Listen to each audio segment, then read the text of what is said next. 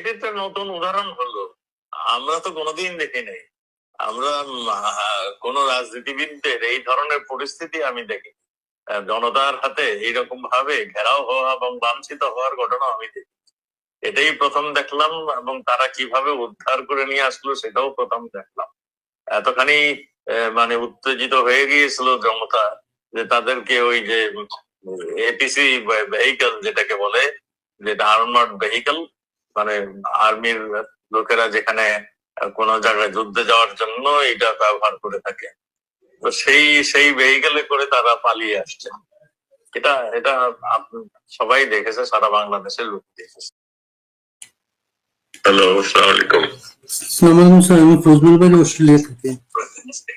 জি ভাইয়া বলুন। আপনি স্যার বিভিন্ন সময় আমাদেরকে বলতেন যে মানুষের দেয়ালে পিঠ থেকে গেছে, সে এখন নিজেরই প্রচুর গড়ে তুলবে। এটা গোপালগঞ্জের পরিস্থিতি কি সেটা আপনি বলা যায়?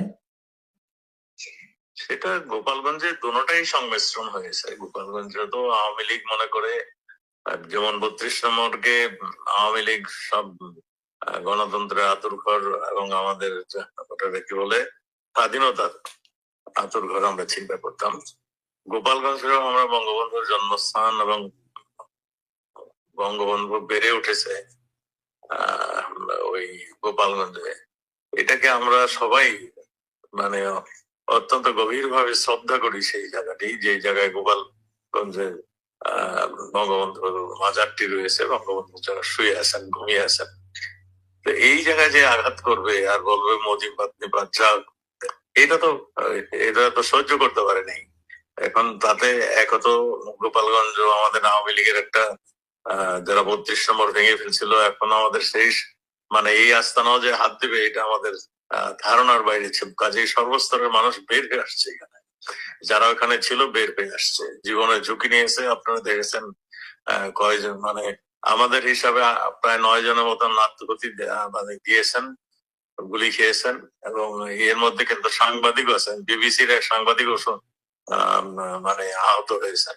আহত সংখ্যা কিন্তু অনেক অনেক। এরা নির্বিচারে গুলি করছে, প্রথম পুলিশ, তারপরে আর্মি দেখলাম নির্বিচারে গুলি করছেন।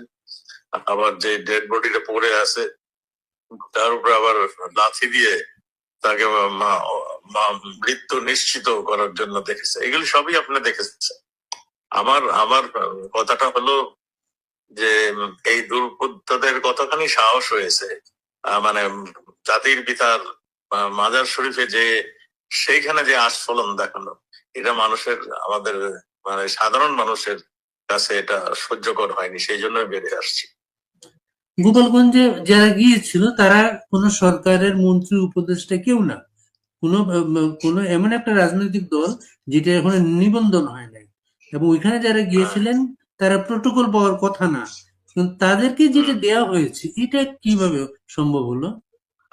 সেটাই তো আমার জাতির কাছে প্রশ্ন, যে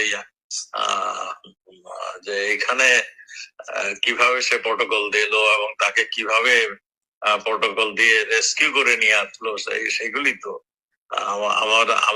আমার প্রশ্ন সেটা। আমাদের তো একটা প্রোটোকলের নিয়ম আছে যে মন্ত্রী হলেই পায় না, কোথায় যাচ্ছেন সেখানে কিভাবে যাবেন সেগুলি একটা প্ল্যান দিলে তারপরে প্রোটোকল বাহিনী সেখানে যায়। এইখানে তারা মানে ইসেকে ধ্বংস করতে যাবে আর তার সে প্রোটোকলের মাধ্যমে গিয়েছে। এখানেই রাষ্ট্রযন্ত্র যখন তাদেরকে ফেভার করছে, তাদের মানে অনুকূলে ব্যবহৃত হচ্ছে, তখন তার কিছু বলার থাকে না। আমরা শুনলাম যে পুলিশ হেডকোয়ার্টারে বসে ওই এই নতুন দল তৈরি করার যে লোকগুলো, সেইগুলো ওখানে বসে, এবং ডিফেন্স হোম অ্যাডভাইজার এবং আরো কয়েকজন এখন অ্যাডভাইজার পদমর্যাদার লোক ওখানে বসে বসে নিয়ন্ত্রণ করেছে, হুকুম দিয়েছে এবং গুলি করার নির্দেশনা দিয়েছে। সেইভাবেই কিন্তু পরিচালিত হয়েছিল গোপালগঞ্জের অপারেশন। এবং ছবিটা সবাই দেখলো, তারাই শেয়ার করেছে ছবিটা। তারা ওইখানে বসে বসে স্ক্রিনে সব অ্যাঙ্গেলের ছবি যেগুলো আসছে, সেখানে ভিডিওগুলো আসছে, সেখানে মনিটর করছে এবং সেখান থেকে নির্দেশ দিচ্ছে তারা। হ্যাঁ, সেটাই আমি সেখানেই বলছি যে একটা সাধারণ রাজনীতিবিদ এখন রাজনীতির প্ল্যাটফর্মে তারা এখনো আসেনি অফিসিয়ালি, মানে তাদেরকে যদি প্রোটেকশন দিয়ে থাকে তাহলে তো আমার প্রশ্ন সেই জায়গায়। এবং গোপালগঞ্জ থেকে বেরিয়ে গিয়ে তারা প্রেস কনফারেন্সে বলেছে যে তাদেরকে যে দেয়া হয়েছিল, নিরাপত্তা গ্যারান্টি দেয়া হয়েছিল, গোয়েন্দারা বলেছিল এই পথে যাবে ওই পথে যাবে না, সমস্ত জানার পরেও তারা সেইভাবে গিয়েছে, তারপর ওই পরিস্থিতিতে পড়েছে। মানে তারা এই ধরনের প্রোটেকশন পেয়ে আসছে সবসময়। হম হম, হ্যাঁ সেটা তো দেখছেনই, আপনি তো সবই জানেন।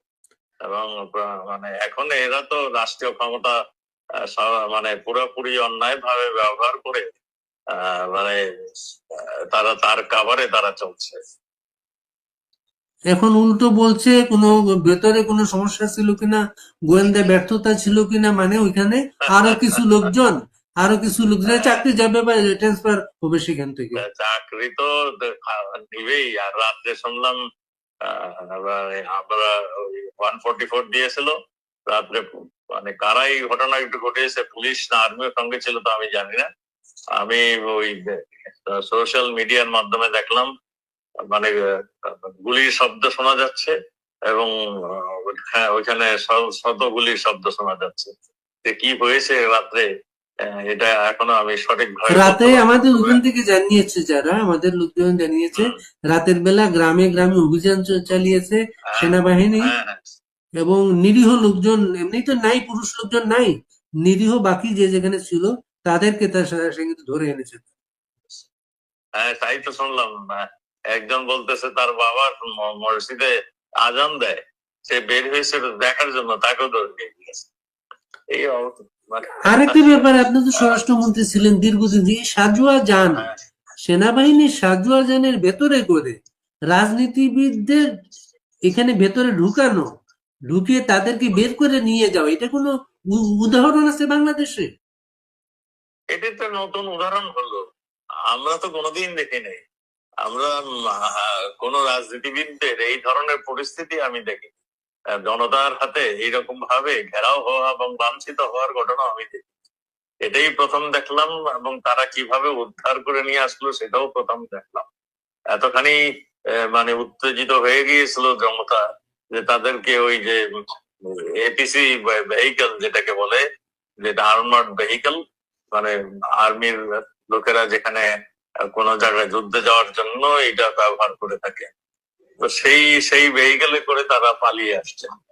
এটা এটা সবাই দেখেছে, সারা বাংলাদেশের লোক দেখেছে। আরেকটা ঘটনা সবার অবাক করেছে এবার যাওয়ার, আর গোপালগঞ্জে যাওয়ার আগে আর্মির পেজ থেকে কিছু ভিডিও ডাউনলোড করা হয়েছে, তুমি কে আমি কে রাজাকার রাজাকার, এই বিষয়গুলো কিভাবে দেখেন সেটা?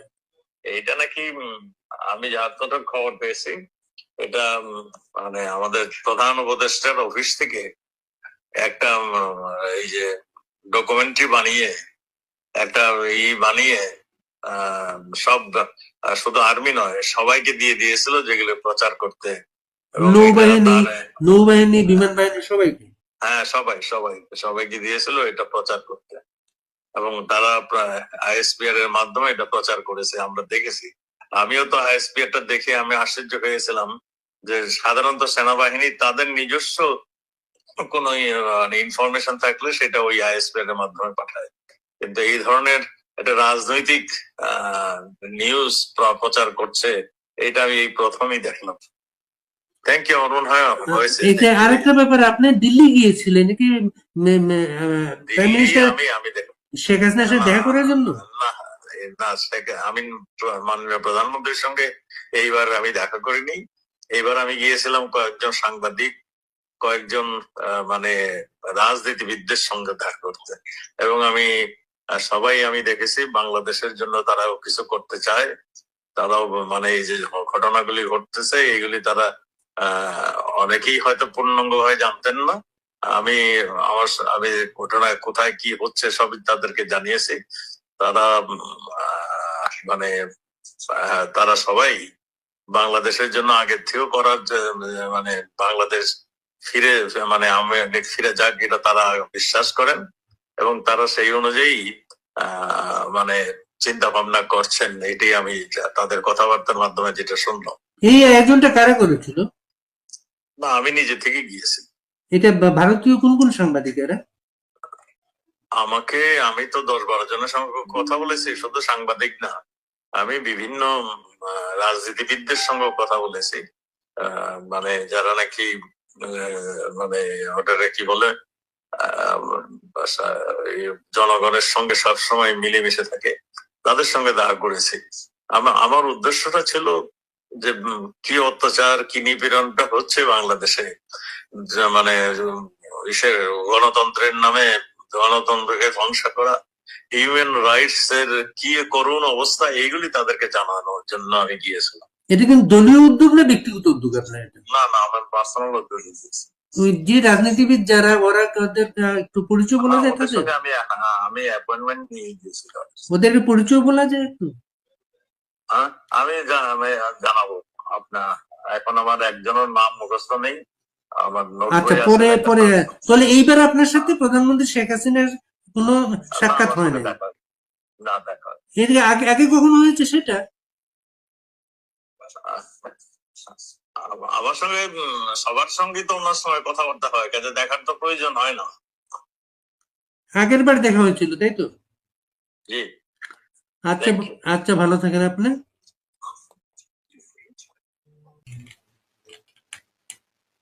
হ্যালো, আসসালামু আলাইকুম। আসসালামু আলাইকুম স্যার, আমি ফজলুল বাড়ি, অস্ট্রেলিয়া থেকে। জি ভাইয়া, বলুন। আপনি ভাইয়া, আপনি স্যার বিভিন্ন সময় আমাদেরকে বলতেন যে মানুষের দেয়ালে পিঠ থেকে গেছে, সে এখন নিজেরাই প্রচুর গড়ে তুলবে। এটা গোপালগঞ্জের পরিস্থিতি কি সেটা আপনি বলা যায়? সেটা গোপালগঞ্জে দুটোটাই সংমিশ্রণ হয়েছে। গোপালগঞ্জে তো আওয়ামী লীগ মনে করে, যেমন 32 নম্বরকে আওয়ামী লীগ সব গণতন্ত্রের আতুরঘর এবং আমাদের ওটাকে কি বলে স্বাধীনতার আতুরঘর আমরা চিন্তা করতাম। গোপালগঞ্জেও আমরা বঙ্গবন্ধুর জন্মস্থান এবং বঙ্গবন্ধু বেড়ে উঠেছে ওই গোপালগঞ্জে, এটাকে আমরা সবাই মানে অত্যন্ত গভীরভাবে শ্রদ্ধা করি। সেই জায়গাটি, যে জায়গায় গোপালগঞ্জে বঙ্গবন্ধুর মাজারটি রয়েছে, বঙ্গবন্ধু যারা শুয়ে আছেন, ঘুমিয়ে আছেন, তো এই জায়গায় যে আঘাত করবে আর বলবে মজিবাদ নিবাদ যাও, এটা তো সহ্য করতে পারেনি।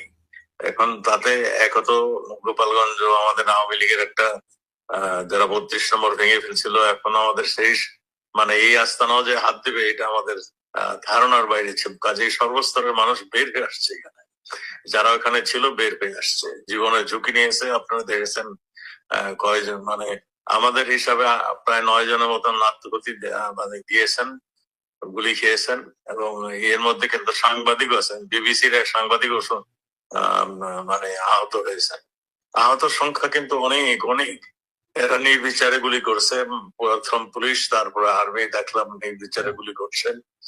আবার যে ডেড বডিটা পড়ে আছে তার উপরে আবার লাথি দিয়ে তাকে মৃত্যু নিশ্চিত করার জন্য দেখেছে। এগুলি সবই আপনি দেখেছেন।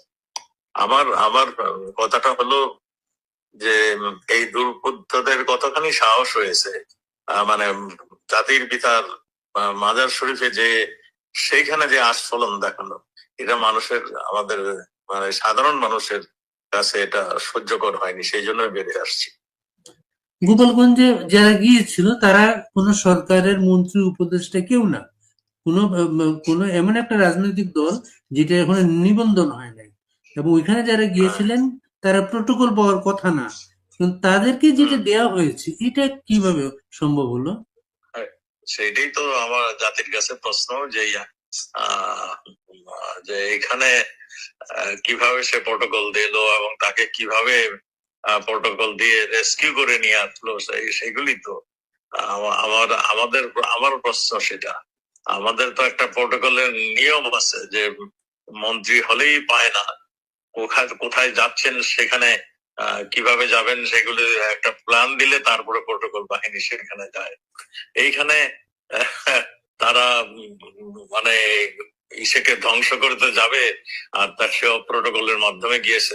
এখানেই রাষ্ট্রযন্ত্র যখন তাদেরকে ফেভার করছে, তাদের মানে অনুকূলে ব্যবহৃত হচ্ছে, তখন তার কিছু বলার থাকে না। আমরা শুনলাম যে পুলিশ হেডকোয়ার্টারে বসে ওই এই নতুন দল তৈরি করার যে আহ, লোকগুলো সেইগুলো ওখানে বসে এবং ডিফেন্স হোম অ্যাডভাইজার এবং আরো কয়েকজন এখন অ্যাডভাইজার পদমর্যাদার লোক ওখানে বসে বসে নিয়ন্ত্রণ করেছে, হুকুম দিয়েছে এবং গুলি করার নির্দেশনা দিয়েছে।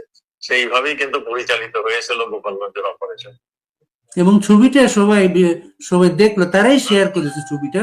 তারা ওইখানে বসে বসে স্ক্রিনে সব অ্যাঙ্গেলের ছবি যেগুলো আসছে, সেখানে ভিডিওগুলো আসছে, সেখানে মনিটর করছে এবং সেখান থেকে নির্দেশ দিচ্ছে তারা।